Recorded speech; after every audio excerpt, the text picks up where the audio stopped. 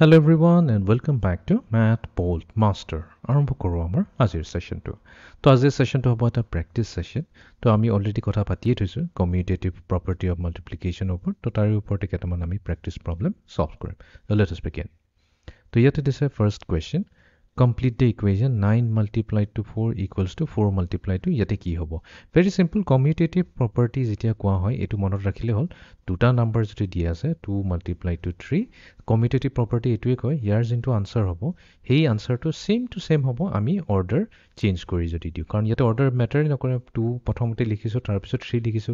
বা আমি প্ৰথমতে 3 লিখো তাৰ পিছত 2 লিখো দুইটাৰে আনসাৰ কি হ'ব 6 আহিব তো তাৰ মানে কি 9 times 4 কো বা 4 times 9 কো আমাৰ meaning exactly same to same হ'ব তো ইয়াতে আমি নোট কৰিম 9 নেক্সট প্ৰবলেম এটা দিছে 4 multiplied to blank equals to 7 multiplied to 4 তো ইয়াতে কি হ'ব 4 multiplied to 7 হৈ যাব ঠিক আছে next question dash multiplied to 2 equals to 2 multiplied to 10 তো দুইটা সাইডতে 2 টো আছে তো আমি যদি জাম্পল কৰি লিখো তো প্ৰথমতে কি আহি যাব প্ৰথমতে আমাৰ আহি যাব 10 next question 6 multiplied to 4 equals to 4 multiplied to সকুমতি 6 কৰি লিখি দিলে হ'ল এটা আমাক কোনো ভ্যালু উলিয়াব দিয়া না আমাক খালি প্ৰপাৰ্টিটো ইউজ কৰিব দিছে তো 6 multiplied to 8 উল্টা কৈ যদি লিখো তেনেহলে 8 multiplied to 6 হ'ব তো ইয়াতে আহি যাব আমাৰ 8 okay next question 3 multiplied to 5 আমি উল্টা কৈ লিখিলে হ'ব 5 multiplied to 3 তো ইয়াতে লিখিম 5 multiplied to 3 and then final question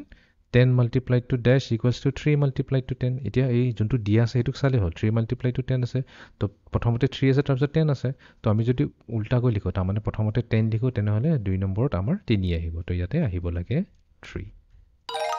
তো এইটো আছিল আমাৰ আজিৰ সেশনটো আজিৰ প্ৰেক্টিছ সেশনত আমি কমিউটেটিভ প্ৰপাৰ্টি মাল্টিপ্লিকেশ্যনৰ বিষয়ে আমি এটা প্ৰেক্টিছ প্ৰবলেম সলভ কৰিলো সো আজিৰ সেশনটো এইখিনিতে সমাপ্ত কৰিলো see you in the next session thank you